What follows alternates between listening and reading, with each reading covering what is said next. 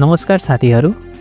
आज मेरो यो युट्युबको पहिलो भिडियो रहेको छ र म आफ्नो च्यानल क्रिएटर शर्मामा हजुरहरूलाई स्वागत गर्न चाहन्छु। आज म तपाईहरूलाई आइपिएल लाइभ टिभी कसरी हेर्न सकिन्छ भनेर सिकाउन गइराखेको छु।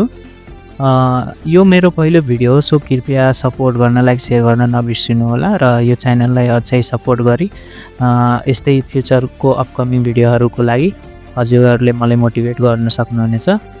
सो सुरु गरौँ है त्यो भिडियो। सर्वप्रथम हाम्रो मोबाइल वा डेस्कटपको क्रोममा गएर यहाँ क्रिकेट एब्रोड सर्च गर्नुपर्ने हुन्छ।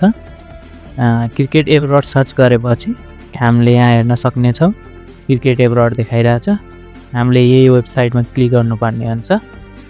हामी यहाँ क्लिक गरेपछि यहाँ सनराइजर्स हैदराबाद र दिल्ली क्यापिटल्सको म्याच चलिरहेको छ। यहाँ वाचमा क्लिक गर्नुपर्ने हुन्छ। वाचमा क्लिक गरेपछि ल हेर माइ गाइज, यहाँ हाम्रो म्याचहरू लाइभ देखाइराखेको छ।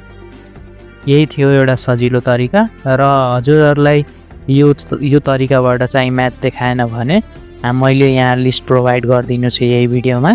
त्यहाँबाट पनि हजुरहरूले सर्च गरेर सबै वेबसाइटबाट तपाईँले आइपिएलका म्याचहरू लाइभ हेर्न सक्नुहुनेछ।